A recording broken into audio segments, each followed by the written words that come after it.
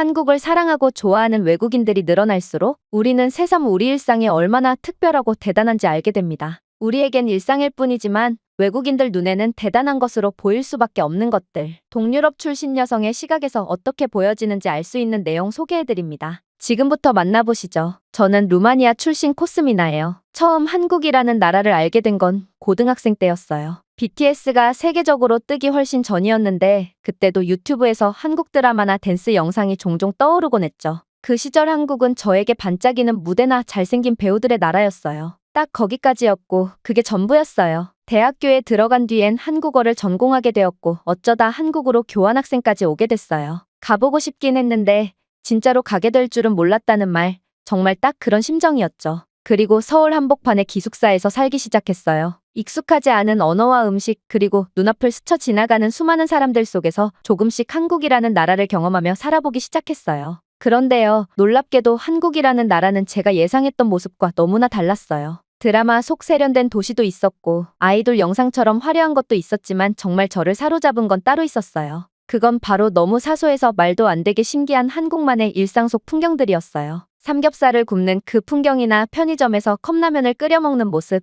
누가 시키지도 않았는데 남의 접시까지 챙겨주는 식당 아주머니의 손길, 밤 11시에도 열려있는 카페에서 노트북 켜고 공부하는 사람들, 그리고 무슨 마법처럼 다음날 아침 문 앞에 도착해 있는 택배 상자. 살면서 그런 걸 하나씩 겪을 때마다 저는 마음속으로 혼잣말을 하곤 했어요. 이게 진짜 한국이야? 이걸 왜 몰랐지? 와, 이건 우리나라엔 진짜 없어. 처음엔 단순한 유학생이었고 지금은 한국 회사에 취직해서 벌써 3년째 이 동네에서 여전히 그런 삶을 살고 있어요. 그래서 이제는 확실히 말할 수 있어요. 한국은 대단한 나라가 아니라 대단히 특별한 일상을 가진 나라라는 걸 말이죠. 처음 한국에 온 지 일주일쯤 되었을 때였어요. 어학당에서 만난 친구들이 진짜 한국적인 음식을 먹으러 가자며 삼겹살집으로 데려갔죠. 고기 당연히 좋죠. 심지어 한국식 바비큐라고 하니 당연히 궁금했어요. 근데 그날은 저한테 작은 문화 쇼크가 일어난 날이었는데 테이블 중앙엔 불판이 있었고 처음 보는 납작하고 큼직한 삼겹살이 덩어리째 올라왔어요. 벌겋게 달궈진 불판 위에서 지글지글 소리가 퍼지는데 정신이 아득해질 정도로 고소한 냄새가 밀려오더라고요. 그런데 문제는 그 다음이었어요. 한국인 친구 한 명이 갑자기 가위를 꺼내들더니 고기를 자르기 시작한 거예요. 정말로 가위로 고기를 잘랐다니까요. 처음엔 장난치는 줄 알았어요. 설마 고기를 가위로?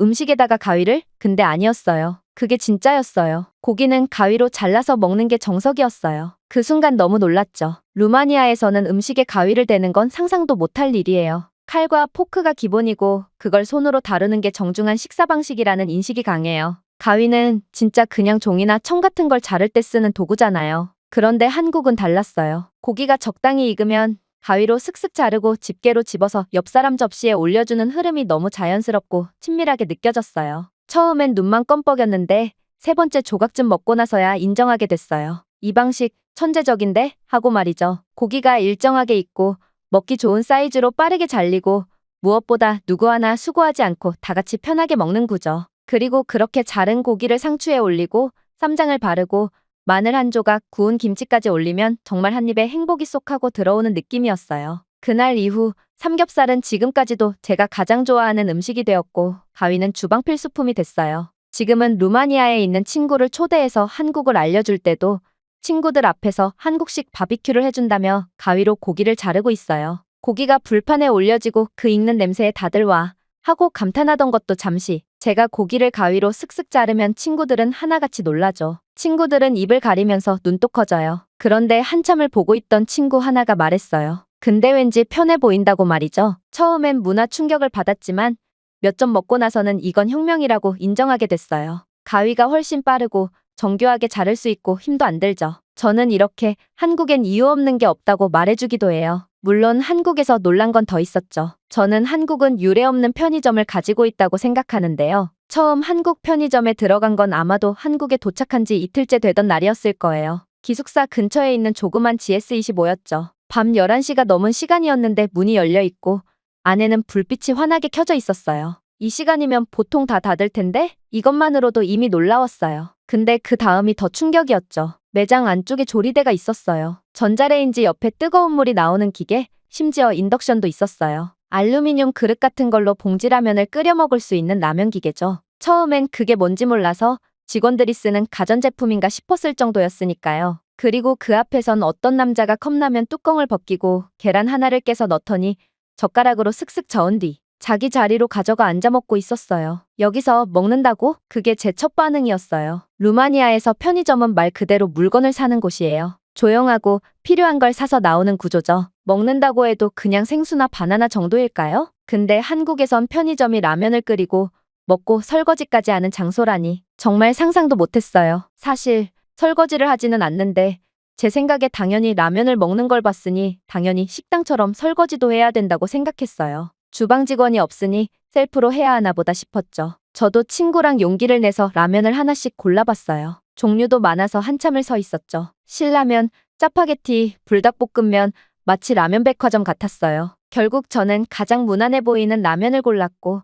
점원에게 먹고 가도 되냐고 물어봤어요. 그 점원은 너무도 자연스럽게 어떻게 먹는 건지 친절히 알려줬죠. 3분 후 기숙사방이 아닌 편의점 매장 안에서 김이 모락모락 나는 라면을 먹고 있었어요. 그 순간은 뭔가 되게 이상하면서도 너무 좋았어요. 말하자면 불법 아닌 캠핑 느낌이었달까요. 내가 뭔가 특별한 허락을 받지 않았는데도 이 공간에 앉아서 먹을 수 있다는 게 자유롭고 안전하고 심지어 따뜻하게 느껴졌어요. 그 이후로 저는 편의점을 단순한 가게로 보지 않게 됐어요. 한국의 편의점은 작은 생활 공간이에요. 심지어 한국인 친구들 말로는 편의점에서 택배도 보내고 은행 ATM도 있고 간단한 약도 사고 요즘은 무인 세탁소까지 옆에 붙어 있는 편의점도 있다고 하더라고요. 그건 매우 극소수지만 그렇다고 해요. 그리고 또 하나 편의점 커피는 환상적이죠. 진짜로요. 일부 편의점의 아메리카노는 제가 루마니아에서 자주 가던 카페보다 더 맛있었어요. 가격은 1,500원쯤, 유럽 어디에서도 불가능한 가격이에요. 지금은 가끔 일이 늦게 끝나고 혼자 편의점에서 커피를 마시며 앉아있는 날도 있어요. 주변 사람들의 우려와 달리 저는 밤에 커피 한 잔 마신다고 해서 잠이 안 오지는 않으니 저는 그걸로 여유를 즐겨요. 그 자그마한 테이블 앞에서 창밖을 바라보며 하루를 정리하는 그 조용한 시간 처음엔 충격이었지만 지금은 저에게 가장 한국적인 순간이 됐어요. 그리고 편의점 말고도 저는 한식을 즐겨 먹죠. 하지만 그 한식에서도 첫 순간이 있기 마련이죠. 처음으로 기숙사 근처에 있는 김치찌개 집에 갔었어요. 점심시간이었고 가게 안은 북적북적했죠. 혼자였지만 직원이 친절하게 자리를 안내해줬고 앉자마자 물컵 하나를 내밀었어요. 그런데 그 물은 플라스틱 물병에 담긴 냉수였어요. 심지어 얼음도 들어있었고요. 그 순간 저는 속으로 이거 나중에 얼마 나올까 그 생각부터 들었어요. 왜냐하면 유럽에선 식당에서 물은 상품이에요. 레스토랑에서 그냥 물이 나오는 경우는 거의 없어요. 워터 플리즈라고 말하면 탄산수냐, 생수냐, 수입이냐 국산이냐 먼저 물어보죠. 기본적으로 500ml 생수 하나가 작게는 2유로, 비싼 데는 4유로까지 받기도 해요. 심지어 얼음 넣어달라고 하면 별도로 추가 요금을 받는 곳도 있어요. 그러니까 한국 식당에서 너무 자연스럽게 차가운 물을 말없이 주는 모습이 처음엔 진짜 믿기지 않았어요. 더 놀라운 건 그 다음이었죠. 물을 다 마시니까 직원이 조용히 다가와서 더 드릴까요? 하고 웃으며 새로운 물병을 가져다 주는 거예요. 이건 무슨 고급 레스토랑 서비스지? 솔직히 고급스러운 매장은 아닌 것 같은데. 하지만 저는 진심으로 감동했어요. 근데 알고 보니 이게 한국에서는 너무나도 당연한 기본 서비스더라고요. 한두 번 겪고 나서는 정말 공짜 맞아요? 라고 물어보는 것도 민망해져서 그냥 자연스럽게 받아 마셨고 심지어 어떤 식당에선 셀프 코너에 물, 컵, 심지어 보리차까지 준비돼 있어서 마음껏 따라 마실 수 있다는 사실에 또 한 번 충격을 받았어요. 지금은 저도 익숙해져서 어느 식당에 가든지 이제는 메뉴를 보면서 먼저 물부터 한 잔 마시게 되지만 가끔 루마니아 친구가 한국에 놀러 오면 다들 그 부분에서 멈칫해요.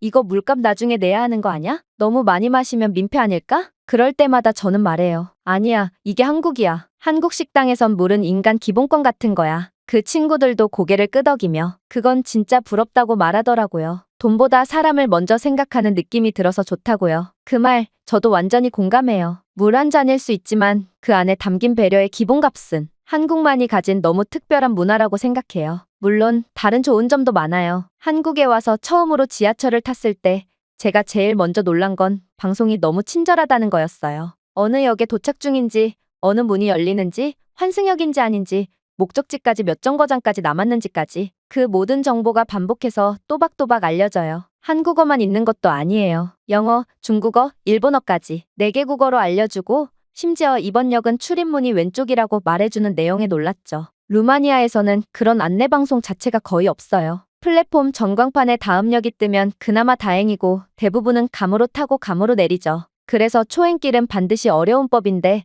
한국에서 지하철을 탔을 때 처음엔 귀를 의심했어요. 한국에선 초행길이 어려울 이유가 하나도 없었어요. 왜 이렇게 다 알려주지? 왜 이렇게 친절하지? 그건 버스도 마찬가지였어요. 한국의 버스 앱을 처음 접했을 때는 그걸 만든 사람이 신이 아닐까 생각했어요. 기숙사에 들어가자마자 한국 생활에 필요한 필수 어플들이 있다며 안내를 받았는데 거기에 이 버스 어플도 있었거든요. 그 버스 어플을 켜면 지금 이 버스는 3분 뒤 도착합니다라는 알림이 뜨고 정말 3분 뒤에 그 번호의 버스가 도착하는 걸 보면서 친구와 눈을 마주치고 한국은 예언을 기술로 만들었나 봐라고 농담했을 정도예요. 물론 우린 바보가 아니라 어떤 원리로 그렇게 하는지 대략은 알았지만 그 정도로 신기하고 놀랐다는 거죠. 심지어 교통카드를 한 번만 찍으면 지하철이든 버스든 1시간 안에 환승도 무료라는 건 정말 획기적이었어요. 처음엔 요금이 안 빠져나가길래 오류인가 보다 하고 도망치듯 도망가기도 했거든요. 기사님이 알아차리기 전에 말이죠. 그런데 그게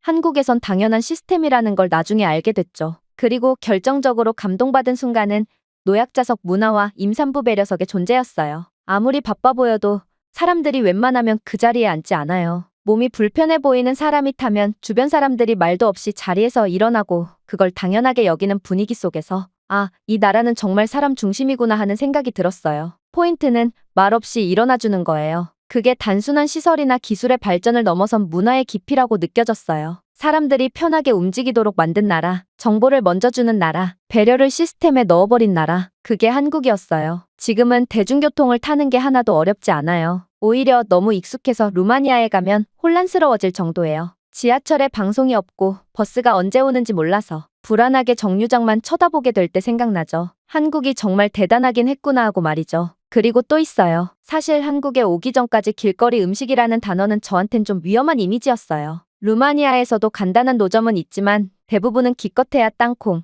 삶은 옥수수, 작은 도넛 같은 간식 정도였고 위생이나 재료는 믿을 수 없어서 진짜 급하지 않으면 안 먹는 것이 기본이었죠. 그런데 한국은 처음부터 완전히 달랐어요. 처음 길거리 음식이 뭔지도 모른 채 명동을 지나가는데 정말로 이건 음식 축제인가 싶었어요. 김이 모락모락 나는 떡볶이, 노릇하게 튀겨진 튀김, 통통한 어묵 국물에 담긴 국자, 겉바속촉을 자랑하는 계란빵. 사람들이 줄 서서 사 먹고 있는 걸 봤어요. 진짜 만화 같았죠. 처음 먹어본 건 핫도그였어요. 근데 그냥 핫도그가 아니었죠. 감자 조각이 튀김옷처럼 덮인 고구마 핫도그, 케첩이랑 설탕을 같이 뿌려 먹는다는 말에 이건 좀 아닌데 싶었는데 한 입 베어 물고 나서야 이해했어요. 와, 이거 미쳤다. 바삭한 식감, 고소한 감자, 쫀득한 반죽 안에 치즈가 쭉 늘어나고 그 안엔 탱글한 소시지까지. 이게 2,500원이라고요? 제가 계산하면서 분명히 말했어요. 너무 싸요. 2개 주세요. 그 다음엔 붕어빵, 그 다음엔 길거리 토스트, 그 다음엔 달달한 꿀호떡. 진짜 순서대로 빠져들었어요. 그런데 맛도 맛이지만 무엇보다 놀란 건 위생 수준이었어요. 모든 재료가 가지런히 정리돼 있고 장사하시는 분들은 일회용 위생장갑을 끼고 조리하고 손님이 없을 때는 수건으로 기계와 주변을 닦고 있어요. 심지어 현금 없이 카드 결제도 가능하고 간편결제 앱까지 지원되는 노점이 있어요. 그리고 계좌이체를 해서 현금 없이 물건을 팔죠. 이건 그냥 작은 레스토랑이에요. 길 위에 있는 움직이는 주방이라고 생각하면 돼요. 루마니아에서 친구들이 한국에 놀러 오면 저는 꼭 길거리 음식 투어를 시켜줘요. 그 친구들도 똑같이 말해요. 이게 진짜 길거리 음식이라고? 우린 왜 이런 게 없냐고 하죠. 근데 여긴 한국이니까 되는 거라고 저는 대답해줍니다. 아직 놀라긴 일러요. 제가 한국에 와서 처음으로 미래에 도착한 것 같다고 느낀 순간은 사실 놀랍게도 스마트폰이나 로봇이 아니라 택배였어요. 어느 날 밤 10시쯤 기숙사 침대에 누워있다가 핸드크림이 다 떨어졌다는 걸 깨달았어요. 사실 루마니아에선 그런 건 쇼핑몰 가서 샀거나 온라인 주문해도 최소 3에서 4일은 기다려야 하거든요.